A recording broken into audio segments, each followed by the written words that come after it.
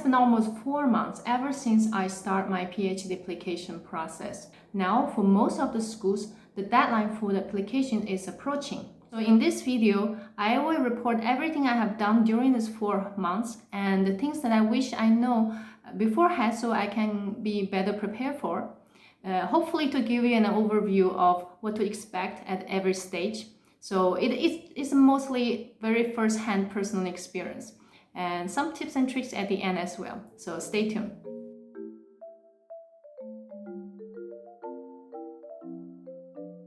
Hi, my name is Xiaowei. I am currently an international student of my master's program, and I'm also in the process of applying for PhD programs in other countries.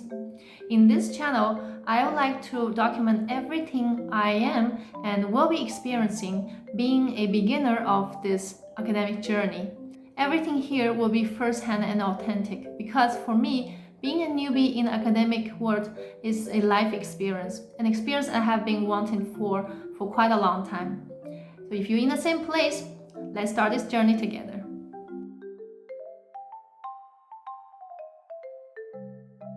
So at the very beginning, before everything happened related to application, you will need a list of the professors that you would like to work with during your PhD program. It takes some time to sum all the information together because there's so much information there, and sometimes if you do at the end, it can get quite overwhelming trying to find the professors that you're interested in. So I've done this during the preparation of my thesis. I found those articles that I'm interested in, and then I check the professors and I check their lab. So if they're really, resonate with my style, with what I want to do, and then I put their names on the list. So by the time I, can start consider the professors, I already have like a list of 10 of them ready. So I don't need to put them all together at the, before the application. Some students would like to reach out to as many professors as they can. I definitely saw they could apply for more than 10 professors. It's gonna be very overwhelming to do that, very hard to put together. And I don't really recommend that as well. I think you should just really, try to find the ones that you want to work with because it will lead to a lot of benefits in the later stage as well. We will talk about that later. So once you have a list in your hand, around summertime, which is about a year before the time that you expected to be enrolled, you can just go ahead and start sending those very first emails to those professors. Those are called inquiry letters. So without being acquainted with the professors, we cannot just go ahead and apply for their lab. So there are a few things that you will need to mention in this very first letter. First, you ask them if they're hiring for the next year. Second, you will have to tell them what is your interest and your plan for your PhD program. And third, why this professor is a good fit for you. If you can add in some personal contact, like someone who knows the professor, or you have attending their online courses, have some kind of things that you actually personally contact with this professor, it's gonna really leave an impression. This is why I said that you should not try to send as many professors as you can, because if you're truly passionate about this research area and about this professor, your letter will touch them. And trust me, this is very important to stand out from other candidates, which under circumstances you guys will be equally qualified.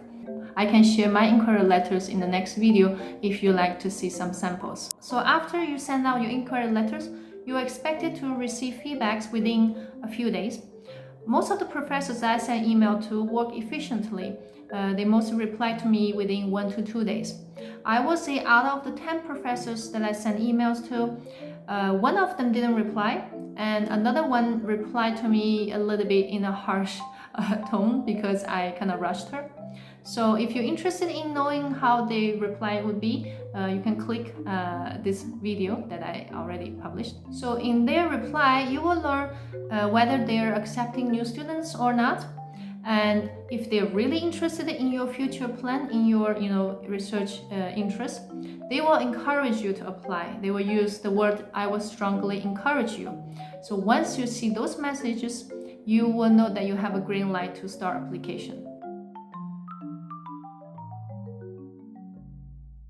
So firstly, you will need an English proficiency test score. I got my IELTS test score with a month of preparation to just get myself familiarized with the questions and especially the strategies to use during the exam, because the time limitation is a big challenge and you need to be really familiar with what kind of strategies to use when you're facing certain items. I benefit a lot from some of the YouTube channels which they teach a lot of the strategies and tips for your test. So I will link in the description below if you're interested. So if you get a average point of 6.5 and also in each category such as speaking or listening, if you have this score, you're good to go for most of the schools in America and Canada.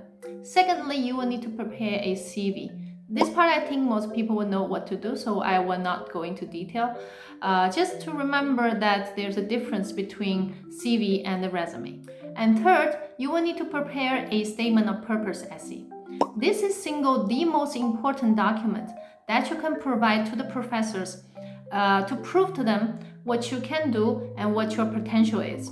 This is the part where you can really leave an impression on your potential supervisor, and that is really critical. Here I would like to mention again why not to send out as many applications as possible, because it will show in this statement. If you're not even familiar with the professor's work or their area, how can you touch them and how can you be memorable? And believe me, professors, they can feel it and they are human. Within all the candidates, they are having the same qualification. If you can touch them and can leave an impression on them, you will stand out. As for the process, it took me probably about a week to put all the words together, all 1,500 of them, because I start with the university in Canada. So when I start applying for university in America, it gets much easier because they require less words, so I just need to reduce the numbers, the words in my statement of purpose. People say that you need a month or even more than a month to get this statement done. Like you need to do a lot of adjustment to proofread it.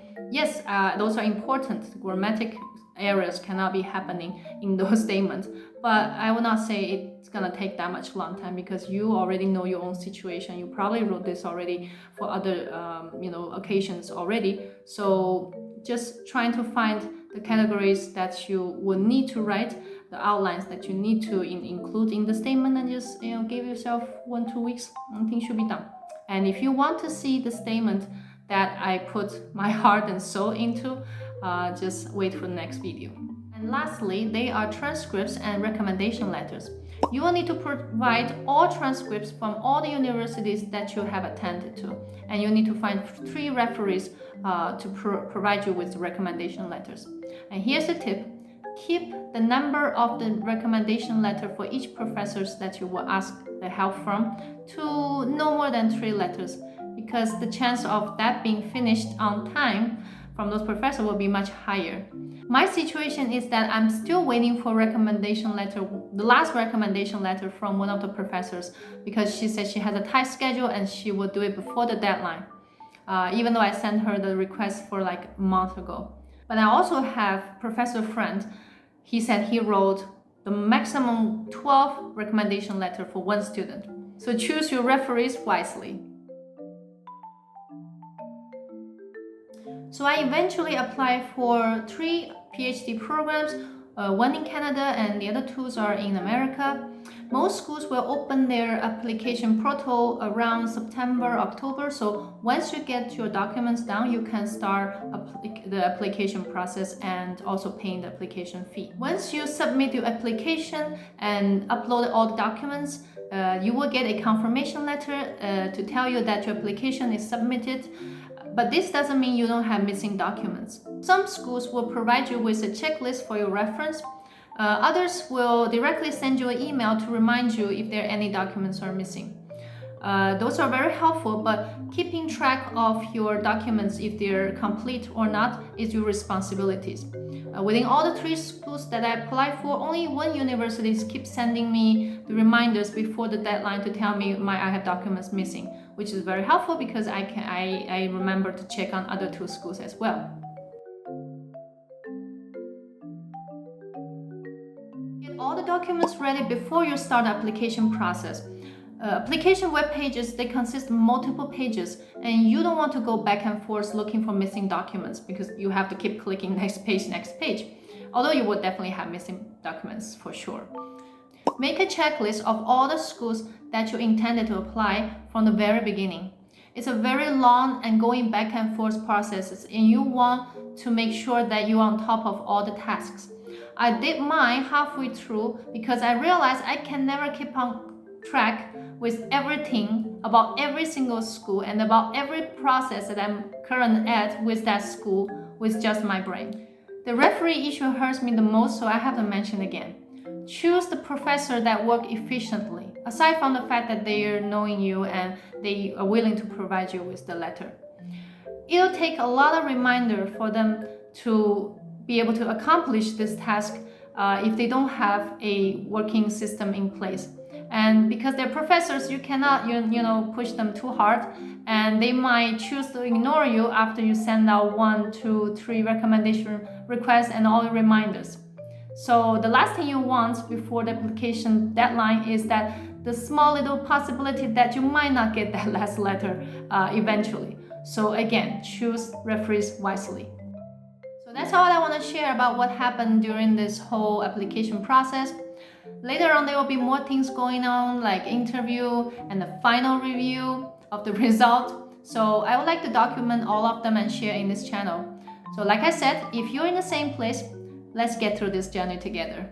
See you in the next one. Bye bye.